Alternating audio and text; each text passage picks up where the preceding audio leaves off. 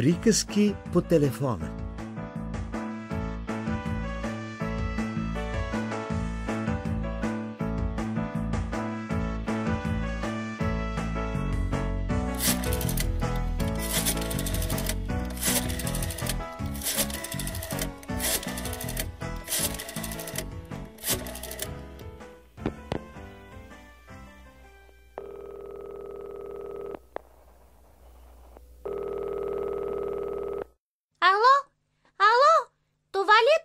За приказки? Да.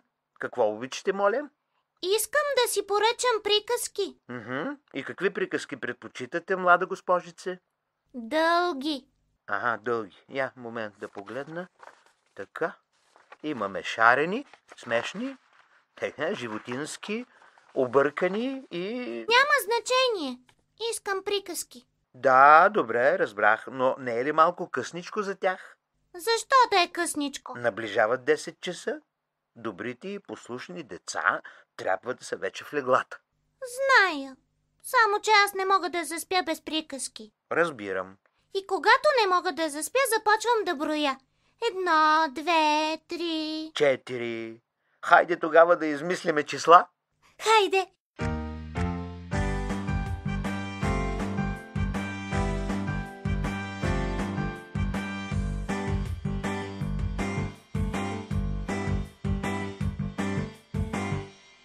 Почти 1, почти 2, почти 3, почти 4, почти 5, почти 6. Много малко е. Чуй тези. 1 супер милион от билиардони. 1 осмон от хилядони. 1 чудо-милиард и 1 чудо-милион. Еха! Тогава пък аз ще измисля таблица за умножение. Да? 3 по 1... Тиба-рипа. Браво. 3 по 2 печено кюфте. Чудесно. 3 по 3 весели игри. Така. 3 по 4 шоколадови еклери. 3 по 5 клюкарки на плед. 3 по 6 приятна вест. Чудесно. 3 по 7 сладкиш меден. Да. 3 по 8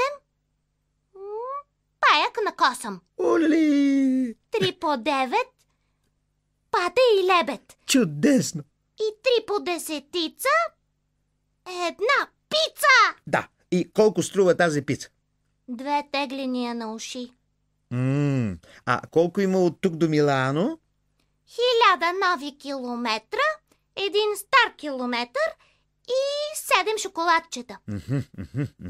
А колко тежи една сълза? Сълза ли? Да. Сълзата на капризното дете тежи по-малко от вятъра. А на гладното дете тежи повече от цяла земя. И колко е дълга тази приказка?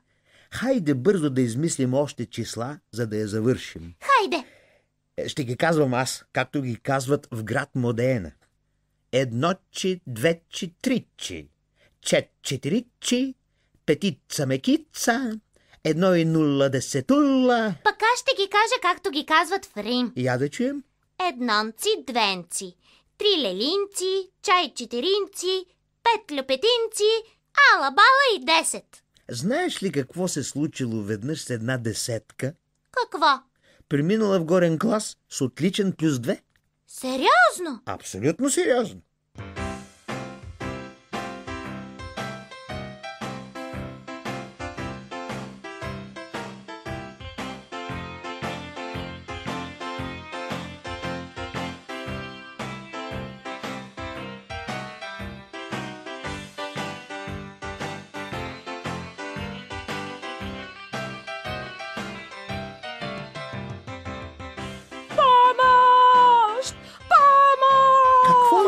Какво ти става, десетки? Не виждате ли? Преследваме едно изваждане. Ако ме настигне, ще бъде цяло нещастие. Хайде, чак пък нещастие. Но ето, че станало. Изваждането спипало десетката, скочило отгоре и нанасяйки удари с острата си сабя. Горката десетка загубила единия си пръст, загубила втория. За нейн късмет минала една чуждестранна кола, толкова дълга.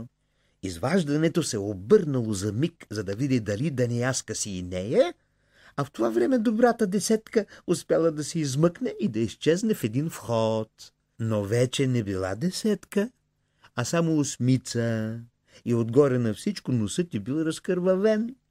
О, горкичката! Казало умножението. Какво са ти сторили, мила? Ти си се била с приятелчетата си, нали? Спасявайте се!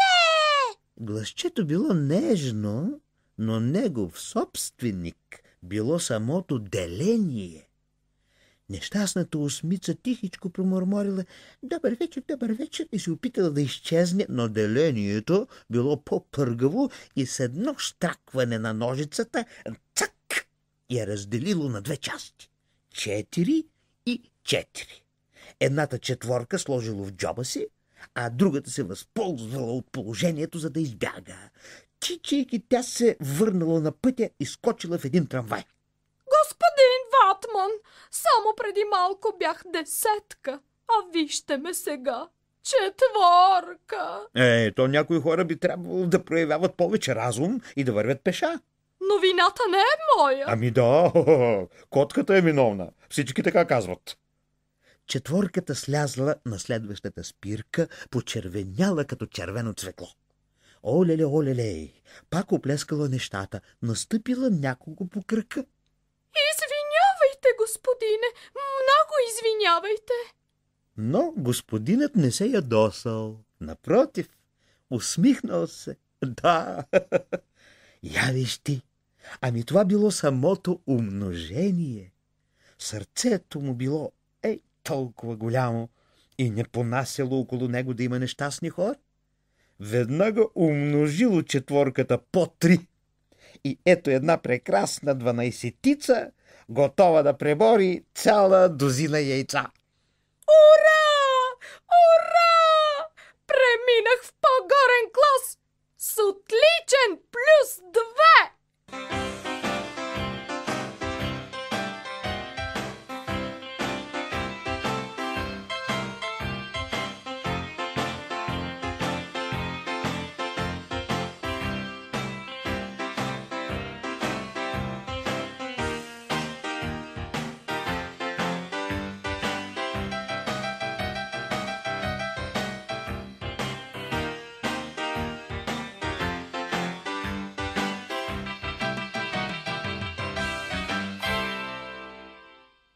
Страхотно!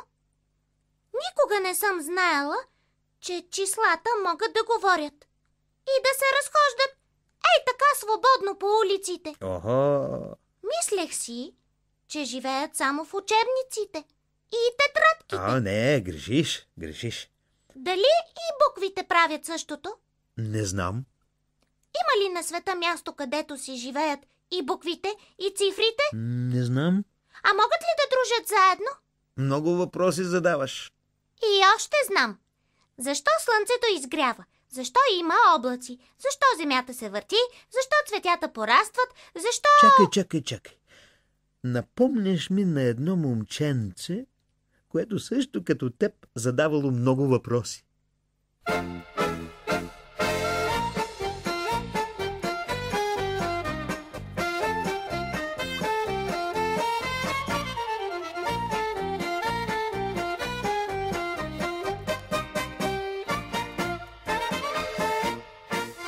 Имало някога едно момченце, което задавало много въпроси, и това, разбира се, не е нещо лошо, дори е нещо хубаво, но да се отговаря на въпросите му било трудно.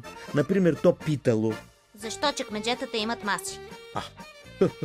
Хората го гледали и понякога отговаряли: чекмеджетата служат, за да се поставят вътре прибори. Много добре знам за какво служат чекмеджетата, но не знам защо чекмеджетата имат маси. Хората поклащали глава и отминавали. Веднъж детенцето попитало: защо опашките имат риби? Друг път задало въпроса: защо мустаците имат котки? Хората поклащали глава и отивали да си гледат работата. Детенцето растяло и не преставало да задава въпроси. Станало мъж, но и той продължавал да ходи нагоре-надолу, да пита това и онова. Тъй като никой не му отговарял, той се оттеглил в къщичка на върха на една планина и през цялото време измислил въпроси, които се записвал в тетрадка, после размишлявал, за да намери отговори, но не ги намирал. Записвал си, например, защо сянката има бор? Защо облаците не пишат писма? Защо пощенските марки не пият бира? От писане на много въпроси го заболявала глава, но той не обръщал внимание. Пораснала му и брада, но той не я отрязал. Дори си задал въпроса, защо брадата има лице. Изобщо бил интересно явление. Когато умрял, един учен се заел да го изследва и открил, че същия този човек бил свикнал да си обува чорапите наопаки и не успявал нито веднъж да си ги сложи както трябва. Затова и не успял да се научи да задава въпросите правилно. На много хора се случва същото.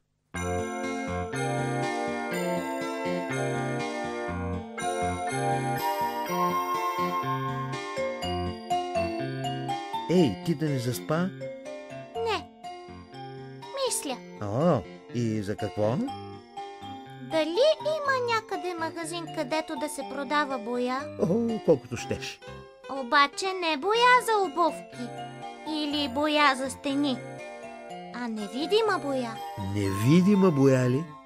Ами намазваш се с нея и хоп, ставаш невидим. Ти искаш ли да бъдеш невидима? Ще бъде страшно забавно. Тайничко се промъквам в стаята и никой няма да ме забележи. Можеш да си навлечеш много неприятности. Неприятности ли? Какви неприятности? Като невидимият Тонино.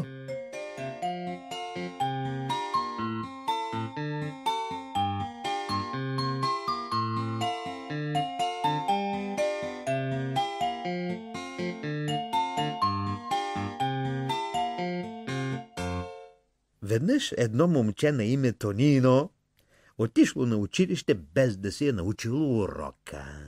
И много се тревожило, че учителят можел да го изпита. Мислил си Тонино, ако можех да стана невидим.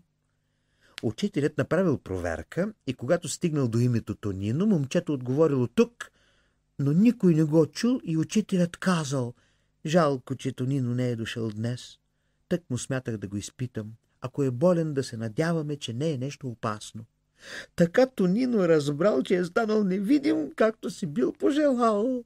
От радост подскочил от чина и паднал в кошчето за буклук.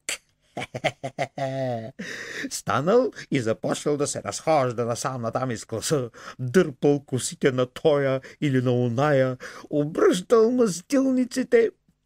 Пораждали се шумни и безкрайни къвги. Учениците се обвинявали един друг за тия закачки и не подозирали, че всичко е по вина на невидимия Тонино. Когато се уморил да играе по този начин, Тонино излязъл от класа и се качил на един тролейбус. Разбира се, без да се плати билета, защото кондукторът не можел да го види. Намерил свободно място и се настанил. На следващата спирка се качила една госпожа с пазарска чанта и понечела да седне на седалката, която в нейните очи била свободна. А всъщност седнала на коленете на Тонино, който почувствал, че се задушава. Госпожата извикала: Що за капане това? Не може и да се сяда вече! Гледайте, оставям торбата, а тя виси във въздуха! Торбата всъщност била поставена на коленете на Тонино. Станала голяма разправия и почти всички пътници произнесли огнени слова срещу управата на автобусите. Тонино слязал в центъра на града, вмъкнал се в една сладкарница и започнал да лапа спокойно, като грабил с две ръце маршали, шоколадови еклери и всякакви пасти. Продавачката, която видяла да изчезват пасти от тезгяха, обвинила един почтен господин, който купувал ментови бомбони за една своя стара леля. Как? Аз крадец? Не знаете с кого говорите. Не знаете кой е баща ми. Не знаете кой е дядо ми. И не желая и да зная. Как позволявате си да обиждате дядо ми Виторио? Станала страхотна разправия. Притичали полицаи. Невидимият Тонино се промъкнал между краката на лейтенанта и се отправил към училището, за да види как ще излязат съучениците му. Наблюдавал ги как се изсипват като лавина надолу по стълбите, но те изобщо не го видели.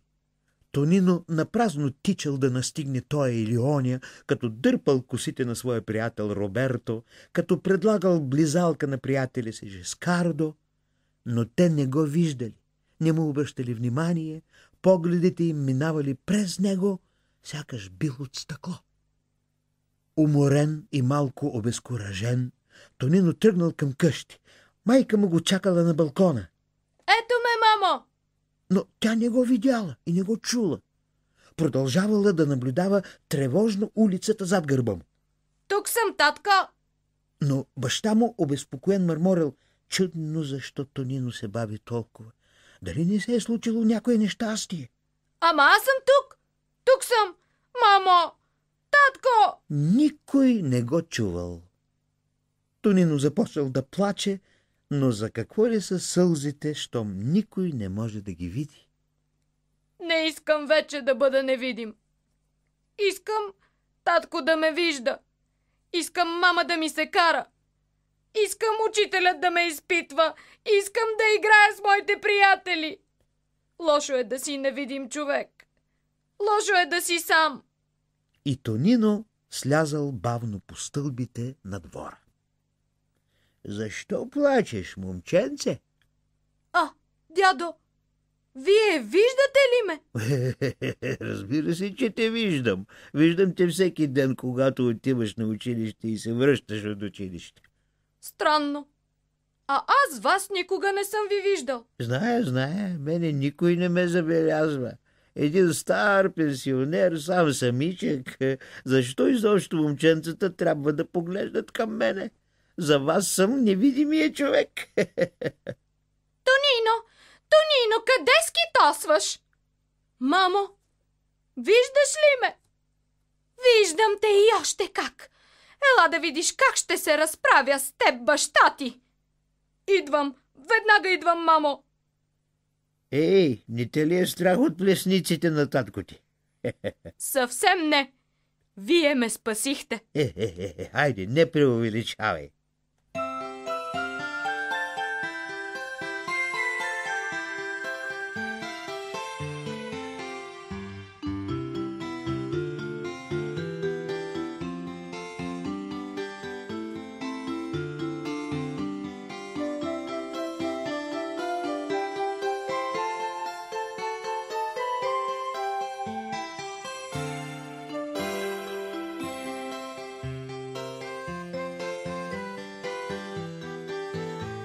Нали това не е последната приказка? О, сигурно. Бихте ли почакали за минутка, господине? Трябва да проверя дали куклата ми Соня не се е отвила. Добре. Тя е страшно палава. Да, но не се бави. Да, секунда. Ах ти, Соня! Пак си се скрила зад масата. Колко пъти да ти казвам, че някой ден ще се загубиш? Ало? Господине? Какво, всичко наред ли е? Да. Соня отново искаше да ме изплаши. Представете си, скрила се под масата и не се обажда. А може би е искала да избяга? Как така да избяга? Защо да избяга?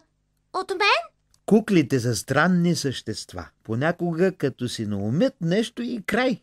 Трябва много да внимаваш с тях. Току виж, че се заровили и под земята. Под земята ли? Ами да, под земята. Пулчинела бил най-непокорната кукла-марионетка в целия стар театър. Винаги намирал причина да се бунтува. Или по време на представление му се искало да ходи на разходка, или собственикът на театъра му давал смешна роля, а той предпочитал драматична. Тия дни, Арлекино, ще офейкам. Така и направил, но не през деня. Една нощ успял да се здобие с чифт ножици, забравени от собственика на марионетките. Отрязал един по един конците, за които били вързани главата, ръцете и краката му, и предложил на Арликино. Ела с мен. Арликино не искал да се разделя с Колумбина, а Пулчинела нямал намерение да мъкне след себе си и тая глезла, която в театъра му била изиграла 1000 номера. Сам ще вървя. Храбро скочил на земята и запрашил по пътя. Каква прелест е да не чувстваш, че си вързан за тия ужасни конци. Ех, колко е хубаво да можеш да стъпваш със собствения си крак и където си поискаш. За една самотна марионетка светът е голям и страшен и населен особено нощем с кръвожадни котки, готови да вземат всичко, което тича за мишка, която трябва да се улови. Пулчинела успял да убеди котките, че си имат работа с истински артист, но за всеки случай избягал в една градина, прислонил се до оградата и заспал. Като изгряло слънцето, той се събудил и почувствал глад. Но около него, докъдето се ширил погледът му, имало само карамфили, лалета, цинии и хортензии. Търпение. И само търпение. Той откъснал един карамфил и малко недоверчиво започнал да хрупка листенцата. Не било като да ядеш пържола на скара или филе от костур. Цветята са много ароматни, но съвсем безвкусни. Но за Пулчинела вкусът на цветята бил вкусът на свободата.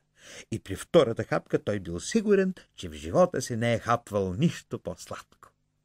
Решил да остане завинаги в тази градина. Така и направил. Спял под една голяма магнолия, твърдите листа на която не се боели нито от дъжд, нито от градушка, и се хранил с цветя. Днес карамфил, утре роза. Пулчинела сънувал планини от спагети и равнини от бяло сирене, но не се предавал. Станал сух, мършав, но така ухаял, че понякога пчелите кацали на него, за да смучат нектар. Отдалечавали се разочаровани едва след като напразно се опитвали да забият жилото си в неговата дървена глава.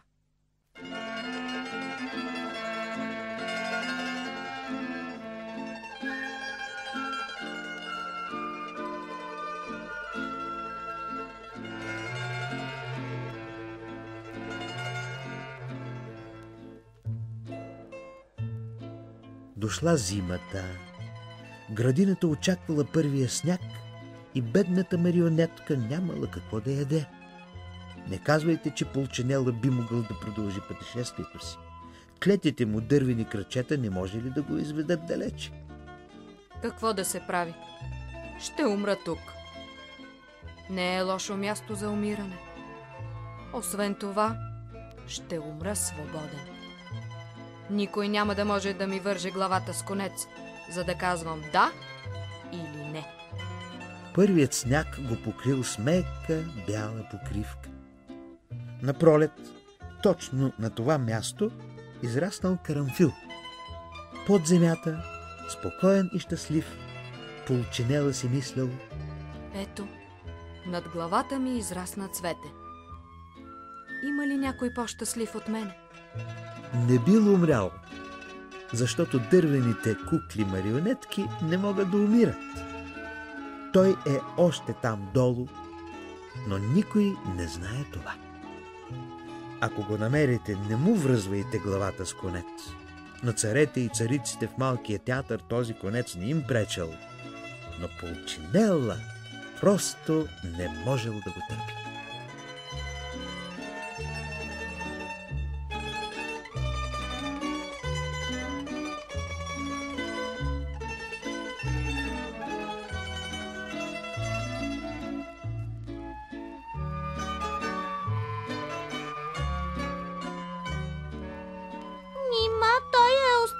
завинаги под земята и никой не го е открил.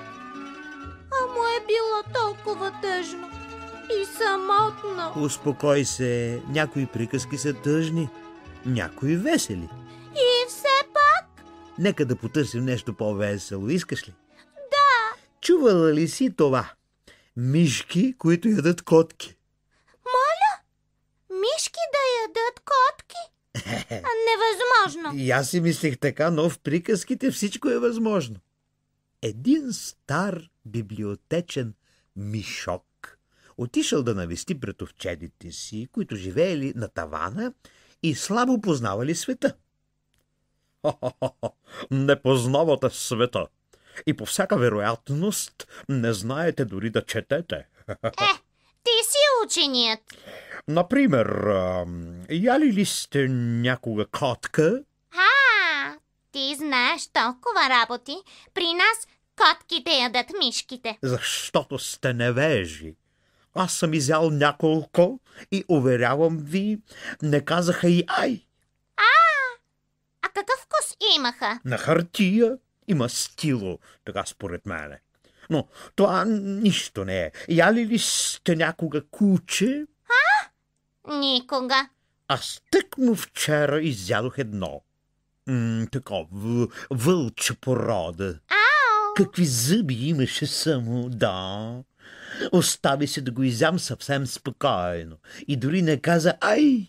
И какъв вкус имаше? На хартия. А носорог яли ли сте? Ти знаеш толкова работи. Ние никога не сме виждали носорог. На какво прилича? На сирене или на кашкавал? Прилича на носорог, разбира се. Аха. Яли ли сте слон? Принцеса? Коледна елха яли ли сте? Точно в този миг котката, която слушала разговора и зад един съндък, се хвърлила с заплашително мяукане. Била истинска котка от плът и кръв, с мустаци и ногти, мишлетата избегали в дупката, останал само мишокът от библиотеката, който от изненада застанал като закован на крачката си, сякаш бил паметник. Котаракът го сграбчил и започнал да си играе с него. Мяу! Ти ли си мишакът, който яде катки? Аз, ваше превъзходителство, трябва да разбера, че като седя винаги сред книгите. Разбирам. Ядеш ги нарисувани, напечатани в книги. Да, понякога, но само с учебна цел. Сигурно. И аз почитам литературата. Но не ти ли се струва, че би трябвало да се поучиш малко и от действителността? Мяу! Тогава би узнал, че не всички котки са направени от хартия и не всички носорози се оставят да бъдат изгризани от мишките. За щастие на бедния пленник, котаракът се разсеял за миг, защото видял един паек да лази по пода. Библиотечният мишок на 2 скока се върнал между своите книги, а котаракът трябвало да се задоволи да изеде паек.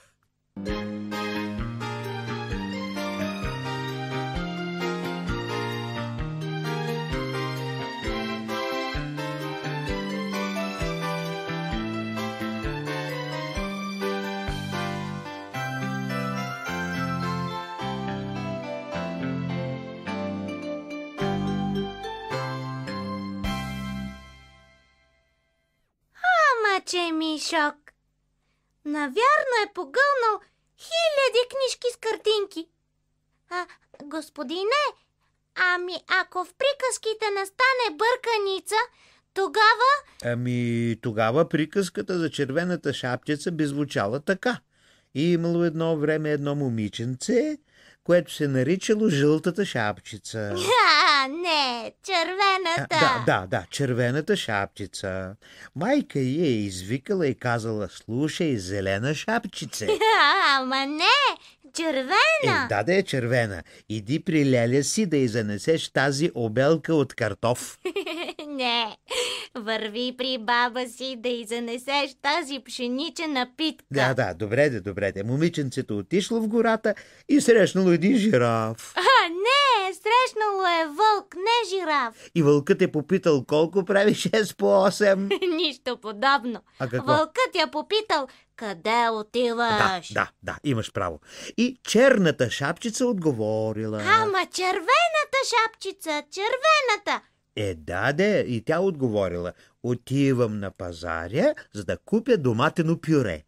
И на сън не й е минало това през ума.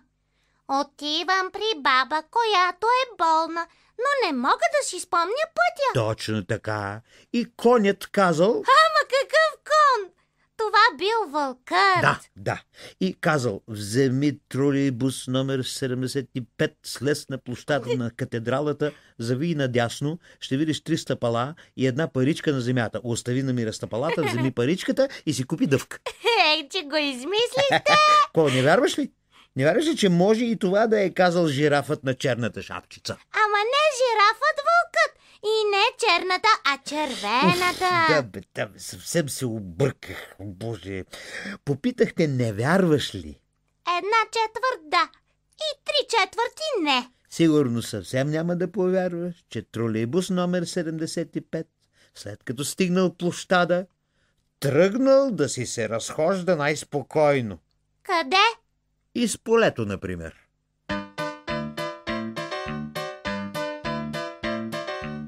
Една сутрин тролейбус номер 75, който тръгвал от квартала Монтевер де Векио за площад Фиуме, вместо да слезе към Трастевере, свил по хълма Джаниколо, запрашил по старинния път Аурелия и след няколко минути препускал вече сред поляните вън от Рим, като изтърван заек.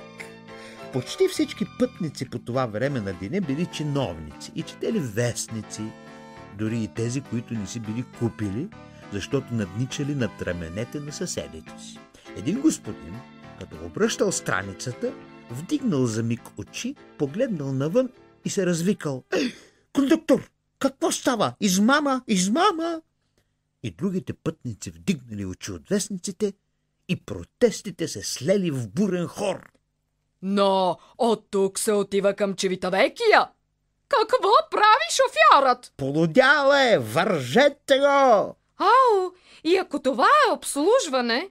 Сега е 9 без 10, а точно в 9 трябва да бъда в съда.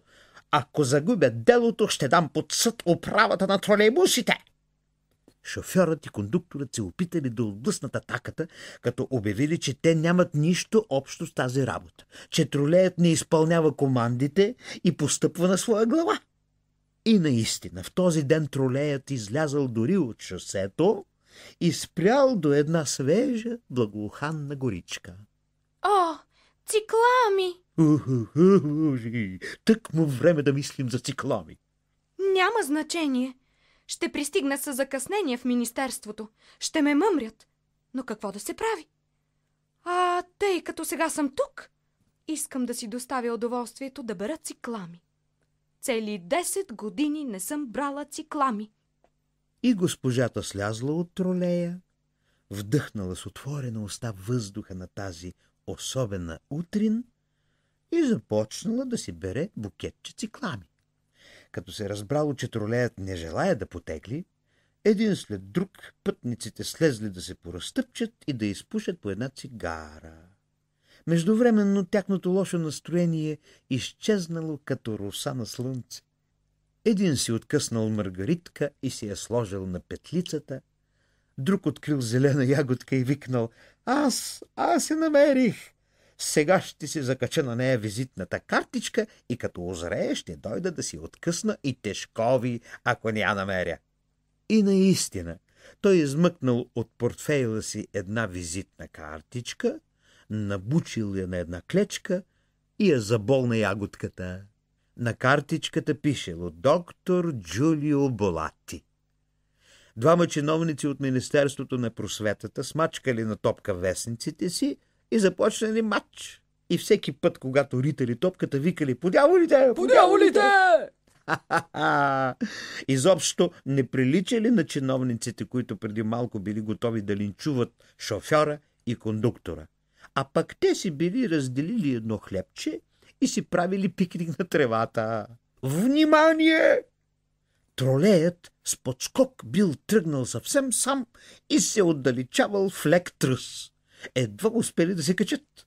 Последна скочила госпожата с цикламите, която се възмущавала. Така не бива.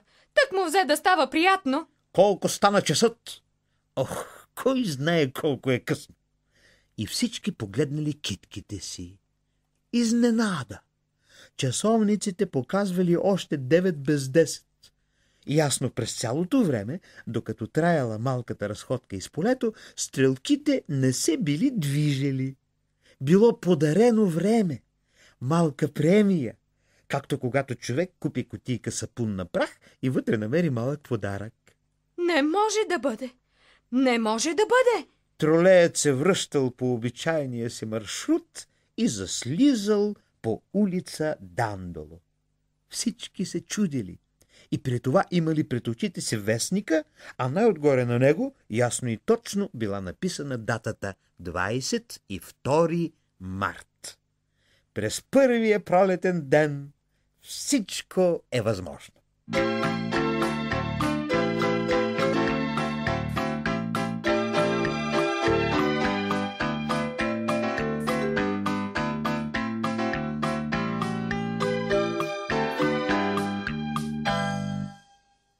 А сега е време да затваряш телефона, наближава полунощ. Не, искам още приказки. Ами, ако утре закъснееш за училище? Нищо, Ако ти пишат неизвинено отсъствие? нищо, Ако те изпитат и получиш двойка? нищо. Добре. Ето ти една последна приказка от нищо. Имало някога едно човече от нищо. Имало нос от нищо, уста от нищо, дрехи от нищо и винаги се обувало в нищо. Тръгнало на път по едно шосе от нищо, което не водило никъде. Срещнало една мишка от нищо и я попитало: „Ей, не се ли страхуваш от котката?“ Не, разбира се. В тази страна от нищо има само котки от нищо, които имат мустаци от нищо и ногти от нищо. Освен това, аз уважавам кашкавала. Ям само дупките.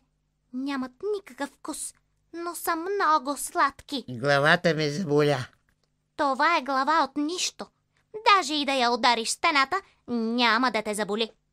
Човечето от нищо искало да опита, потърсило стена, за да си блъсне главата, но стената била от нищо и тъй като се било засилило, паднало от другата страна. И от другата страна нямало съвсем нищо. Човечето от нищо било така уморено от всичкото, че заспало.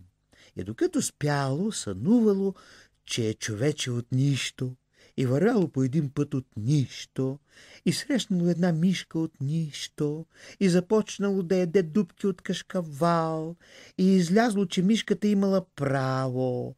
Просто нямали никакъв вкус.